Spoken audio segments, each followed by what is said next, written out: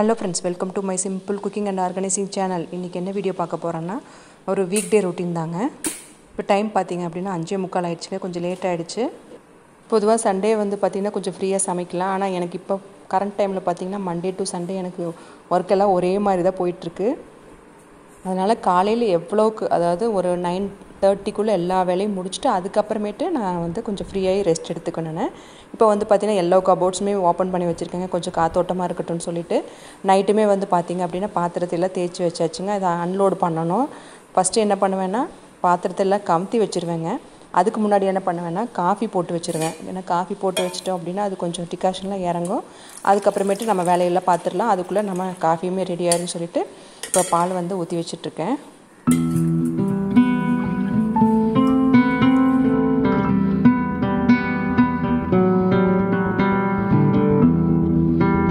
இப்போ வந்து பாத்திரத்தை அன்லோட் பண்ணிரலாங்க. அன்லோட் பண்ணாமே நம்ம சமைக்க ஆரம்பிச்சோம் அப்படினா அதுவே வந்து ஒரு இரிட்டேட்டிங்கா இருக்கும். அது போக நமக்கு அந்த லஞ்ச் பாக்ஸ், வாட்டர் பாட்டில் எல்லாமே நம்ம கழுவி வச்சிருப்போம்.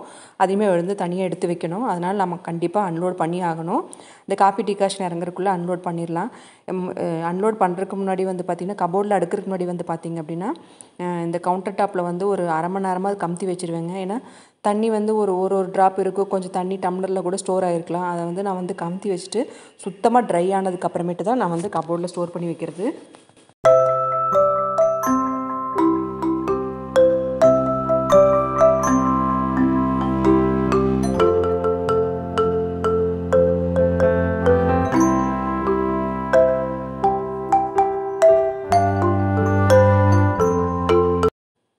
இந்த கரண்டி மட்டுமே ஸ்டோர் பண்ணி வச்சிருவேங்க. ஏன்னா கரண்டில வந்து தண்ணி நிக்காது. அதுக்குள்ள வந்து நமக்கு பாலுமே காஞ்சிடுச்சுங்க.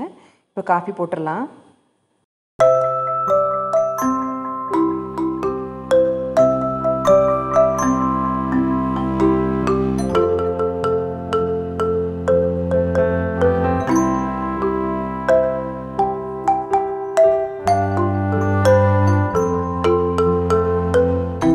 காஃபி டிகாஷன் இறங்கறதுக்குள்ள வந்து பாத்தீங்கன்னா வெஜிடபிள்ஸ் எல்லாம் எடுத்து வச்சிரலாங்க.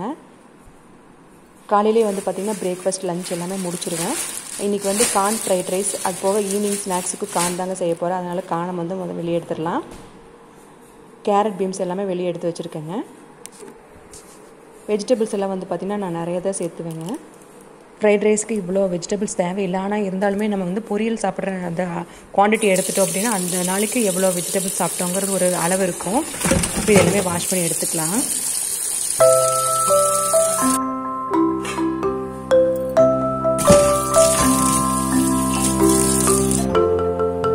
மூணு கான் எடுத்துருக்கேங்க. 3 கானையும் முதல்ல வேக வச்சு எடுத்துக்கலாங்க. ஸ்டீமர் எல்லாம் வைக்க வேணாம். சரி குக்கர் யூஸ் பண்ணுறோம். அந்த குக்கர் யூஸ் பண்ணியே நான் வந்து கானை வேக வச்சிடலாம் அப்படின்னு சொல்லிட்டு இந்த மாதிரி வந்து ஹோல்ஸ் இருக்கிற ஒரு பாத்திரத்தை எடுத்துட்டேங்க. அந்த குக்கரில் தண்ணி விட்டுட்டு அந்த பாத்திரத்தில் வந்து 3 கானை வச்சுட்டு மூடி போட்டு க்ளோஸ் பண்ணி வச்சாச்சு. அவ்வளோதான். ஒரு 10 நிமிஷத்தில் நமக்கு ஸ்வீட் கார்ன் வந்துடும்.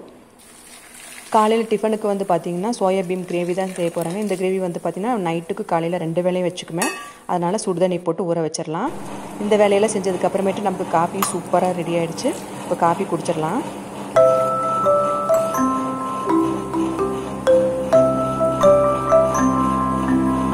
மாவு காலி ஆகிடுச்சுங்க. நேற்று நைட்டே வந்து பார்த்திங்கன்னா அரிசி உளுந்து எல்லாமே அடைக்குமே ஊற வச்சுருந்தேங்க. சரி இதை கிரைண்டர் எடுத்து வச்சுட்டு சரி வெஜிடபிள் கட் பண்ணலான்னு சொல்லிட்டு வெஜிடபிள் கட் பண்ணிட்டுருக்கோம்.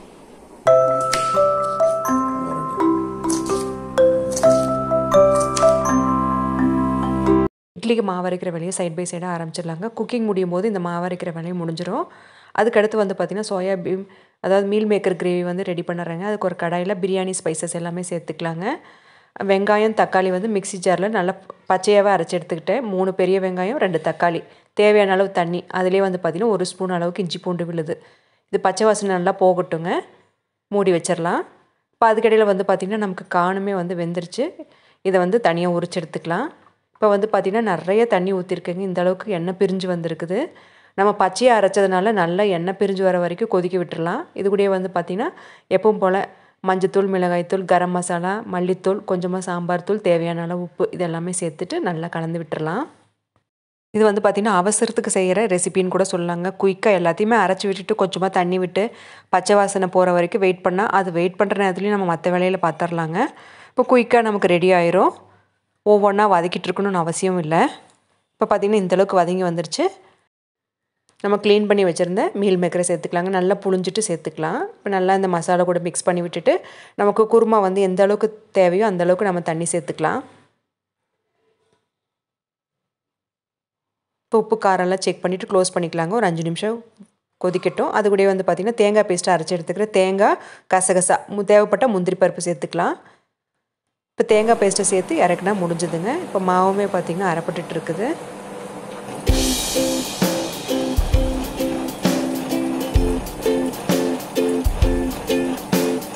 ஒரு 5 நிமிஷம் ஆயிடுச்சுங்க. மீல் மேக்கர் கிரேவி வந்து சூப்பராக நமக்கு கொதிச்சு ரெடி ஆகிடுச்சுங்க. தேங்காய் பேஸ்ட்டு சேர்த்துட்டு ஒரு 2 நிமிஷம் கொதிக்க விட்டு மல்லி இலை தூவி இறக்கிக்கலாம். அவ்வளோதான். அடுத்து வந்து பார்த்திங்கன்னா மாவு இல்லாத காரணத்தினால நம்ம வந்து கோதுமை மாப்பை செய்கிறதுக்கு வந்து 1/2 கப்பு தேங்காய், 1 கப் அளவுக்கு கோதுமை மாவு, 1/2 கப் அளவுக்கு சாதம் சேர்த்துருக்கணுங்க. நான் கொஞ்சம் சாதம் அதிகமாகவே சேர்த்துட்டேன். சோடா உப்பு, ஆப்ப சோடா இது எல்லாமே சேர்த்துக்கலாங்க. தேவையான அளவு உப்பு இது எல்லாமே சேர்த்துட்டு ஒரு 1/2 ஸ்பூன் அளவுக்கு சர்க்கரை சேர்த்துருக்கேன். தேவையான அளவு தண்ணி விட்டுட்டு நல்லா ஃபைன் பேஸ்ட்டாக அரைச்சி எடுத்துக்கிறேன். இதை வந்து வேற ஒரு பாத்திரத்துக்கு மாற்றிக்கலாங்க. இதை வந்து நல்லா கலந்து விட்டுட்டு ஒரு 20 நிமிஷம் நல்லா ஊறட்டும். 20 நிமிஷம் ஊறினதுக்கப்புறமேட்டு நம்ம ஆப்பை ரெடி பண்ணலாங்க. நானுமே இந்த ரெசிபி இன்ஸ்டாகிராமில் தான் பார்த்துருந்தேங்க. ஆனால் அவங்களுக்கு நல்லா வந்திருந்தது. நானுமே செஞ்சு பார்த்தேன். எனக்கு கொஞ்சம் சொதப்பிருச்சு.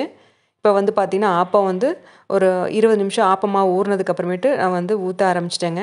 நல்லா ஷேப்பெல்லாம் நல்லா தான் வந்திருந்தது. ஆனால் உள்ளே வந்து பார்த்திங்க அப்படின்னா நல்லா கொஞ்சம் நல்லா சாஃப்டாக கொத்த கொத்தன்னு இருந்த மாதிரி இருந்தது. எனக்கு வேகலையோன்னு ஒரு டவுட் வேறு வந்துருச்சுங்க.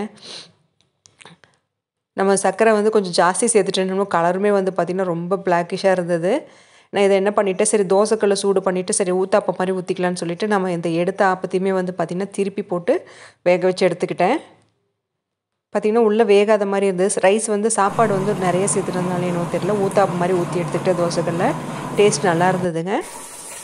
அந்த கோதுமை மாவு ஊத்தாப்பத்துக்கும் இந்த குருமாவுக்கும் வந்து சூப்பராக இருந்தது.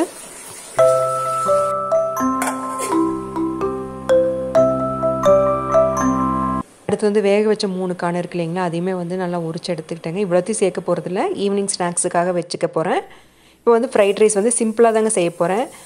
ஒரு கடாயில் தேவையான அளவு எண்ணெய், 1 ஸ்பூன் அளவுக்கு சீரகம், ஒரு 10 பல் பூண்டு வந்து பொடி பொடியாக நறுக்கி சேர்த்துக்கிறேங்க. பூண்டு நல்லா எண்ணெயில் வதங்கினதுக்கப்புறமேட்டு நம்ம காரத்துக்கு எவ்வளோ பச்சை மிளகா தேவையோ அந்த அளவுக்கு சேர்த்துக்கலாம். இப்போ ஒரு 4 பச்சை மிளகா சேர்த்துருக்கேங்க. அதையுமே வந்து எண்ணெயில் வதக்கிக்கலாம்.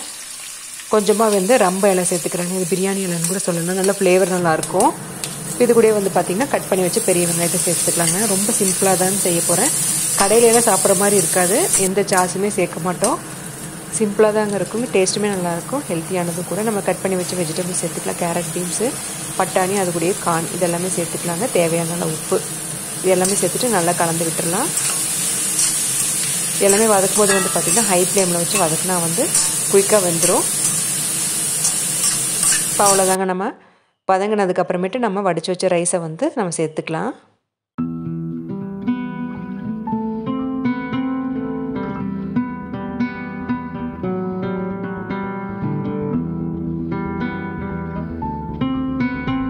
ரைஸ் வந்து சூடாக இருந்ததுன்னா அப்படின்னா நம்ம இந்த கடாயிலே போட்டுட்டு நம்ம கிளறி விட்டோம் அப்படின்னா ரைஸ் வந்து நல்லா ஆறிக்கும்.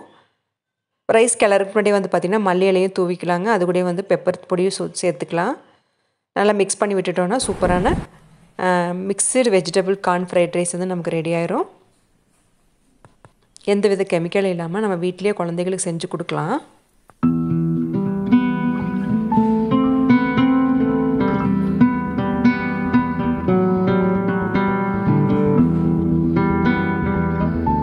பசங்களுக்குமே வந்து பார்த்திங்கன்னா லஞ்ச் வந்து பேக் பண்ணி கொடுத்தாச்சுங்க. மாவுமே வந்து பார்த்திங்க அப்படின்னா நான் வந்து அரைச்சி எடுத்துக்கிட்டேங்க. அடைக்குமே வந்து ஊற வச்சுருந்தேன் இல்லைங்களா, அதையுமே கிரைண்டரில் போட்டு விட்டாச்சு. இட்லி மாவு பார்த்திங்கன்னா கொஞ்சமாக உப்பு போட்டு தனியாக வெளியே வச்சுட்டேங்க. மீதியெல்லாம் வந்து பார்த்திங்கன்னா உப்பு போடாமல் அப்போவே ஃப்ரிட்ஜில் எடுத்து வச்சிடலாம். இது வந்து பார்த்திங்கன்னா அடமாவுங்க, இதையுமே வந்து ஃப்ரிட்ஜில் எடுத்து வச்சிடலாம். இப்போ வந்து பார்த்திங்கன்னா குக்கிங் எல்லாம் முடிஞ்சதுக்கப்புறம் மாவெல்லாம் அரைப்பட்டதுக்கப்புறம் வந்து பார்த்திங்கன்னா பெரிய வேலை அந்த க்ளீனிங் வேலை தாங்க. பாத்திரம் வந்து நிறைய சேர்ந்துருக்கும். பிரேக்ஃபாஸ்ட்டு, லஞ்சு செஞ்சது, அது கூட மாவு அரைச்சது, டீ காஃபி சாப்பிட்ட பிளேட் இதெல்லாமே வந்து பார்த்திங்கன்னா சிங்கே ஃபுல்லாகிரும்.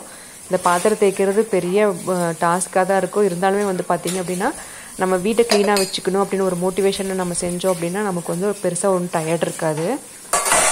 அது மட்டுமே இல்லாமல் நம்ம கையோட பாத்திரம் தேய்ச்சிட்டோம் அப்படின்னா நமக்கு வந்து பாத்திரம் இருந்தால் எதுவுமே காயாமல் இருக்குங்க. எஸ்பெஷலி கிரைண்டர் வந்து நம்ம விட்டுட்டோன்னு வச்சுக்கோங்க, அந்த கிரைண்டர் வந்து ரொம்ப காஞ்சு போயிடும். அதுக்கப்புறம் நம்ம தேய்ச்சி கழுவுறதுக்கு வந்து ரொம்ப கஷ்டமாக இருக்கும்.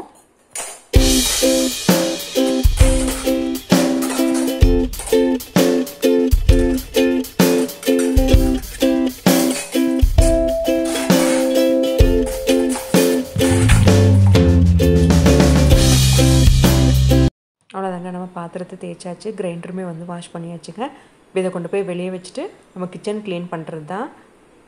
கிச்சன் க்ளீன் பண்ணுறதுக்கு முன்னாடி வந்து பார்த்திங்கன்னா ஒரு ப்ரஷ் வச்சுக்கோங்க. அந்த ப்ரஷ்ஷை வச்சுட்டு முதல்ல அந்த மாவு, அந்த சிந்தின கடுகு, சீரகம் இதெல்லாமே இருக்கும், அந்த மாதிரி டஸ்ட்டெல்லாம் வந்து நம்ம அதெல்லாம் எடுத்துகிட்டு அதுக்கப்புறமேட்டு ஈரத்துணி வச்சு துடைக்கணுங்க. அப்போ தான் வந்து நமக்கு துடைக்கிறதுக்கு ஈஸியாக இருக்கும். நம்ம எடுத்தோடனே வந்து பார்த்திங்கன்னா அப்படின்னா ஈரத்துணி வச்சு துடைச்சோம் அப்படின்னா அந்த சின்ன சின்ன டஸ்ட் பார்ட்டிகளுக்கு வந்து துடைக்கிறது வந்து ரொம்ப கஷ்டமாக இருக்கும்.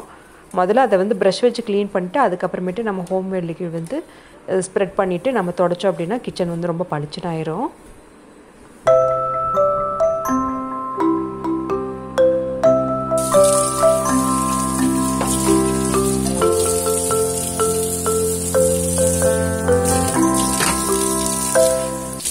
அவ்வளோதாங்க, நமக்கு கிச்சன் கவுண்டர் டாப் எல்லாமே கம்ப்ளீட்டாக க்ளீன் பண்ணியாச்சு. சிங்க்குமே வந்து வாஷ் பண்ணியாச்சு. அடுத்து வந்து பார்த்திங்கன்னா நம்ம வீடு பெருக்கிற வேலை தாங்க. கிச்சன் க்ளீனிங் எல்லாம் முடிஞ்சதுக்கப்புறம் கொஞ்சம் ரிலாக்ஸ் பண்ணிக்குவேங்க. கொஞ்சம் யூடியூப்பில், இன்ஸ்டாகிராம் அதெல்லாம் பார்க்குறது, நமக்கு பிடிச்ச மாதிரி டீ காஃபி ஏதாவது போட்டு குடிச்சிட்டு கொஞ்சம் ரிலாக்ஸ் பண்ணிவிட்டு அதுக்கப்புறமேட்டு தான் நான் கொஞ்சம் வீடெல்லாம் பெருக்க ஆரம்பிப்பேன். நமக்கான கொஞ்சம் ஃப்ரீ டைம் எல்லாம் ஒதுக்கிட்டு அதுக்கப்புறமேட்டு நம்ம வேலை செய்யும்போது கொஞ்சம் சுறுசுறுப்பாகவும் இருக்கும், மோட்டிவேஷனலாக இருக்கும்.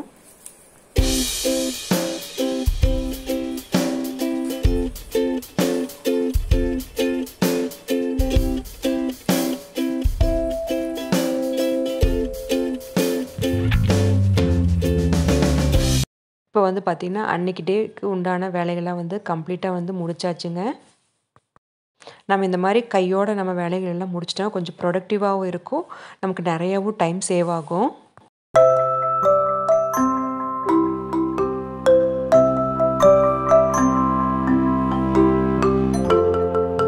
கிச்சன் கவுண்டர் டாப்பில் பார்த்திங்கன்னா நிறைய திங்ஸ் எல்லாம் டம்ப் பண்ணி வைக்க மாட்டாங்க. நமக்கு பேசிக்காக என்ன தேவையோ அதுக்கு அடுப்பு பக்கத்தில் வச்சுருப்பேங்க. கல்லுப்பு, பொடியுப்பு, அது கூடவே பார்த்திங்கன்னா மிளகாய் இதை தான் வச்சுருப்பேங்க.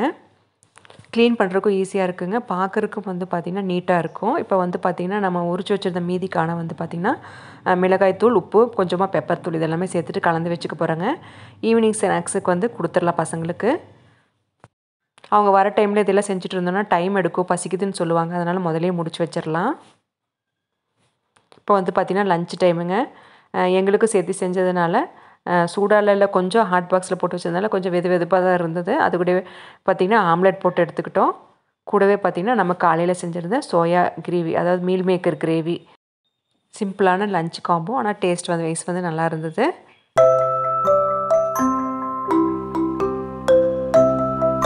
அவ்வளோதாங்க ஃப்ரெண்ட்ஸ், இந்த வீடியோ இதோட முடிச்சுக்கிறேங்க. இந்த வீடியோ வந்து ஏதாவது ஒரு வகையில் உங்களுக்கு யூஸ்ஃபுல்லாகவோ, மோட்டிவேஷ்னலாகவோ, இன்ட்ரெஸ்ட்டாகவோ இருக்கும்னு நான் நம்புகிறேன். அப்படி பிடிச்சிருந்துன்னா மறக்காமல் என்னோடய சேனலை சப்ஸ்கிரைப் பண்ணிவிட்டு சப்போர்ட் பண்ணுங்கள். பக்கத்தில் இருக்கிற பெல் ஐக்கன் பட்டனை ப்ரெஸ் பண்ணிக்கோங்க. அப்போ தான் நான் எப்போ வீடியோஸ் போட்டாலும் உங்களுக்கு நோட்டிஃபிகேஷனில் வரும்.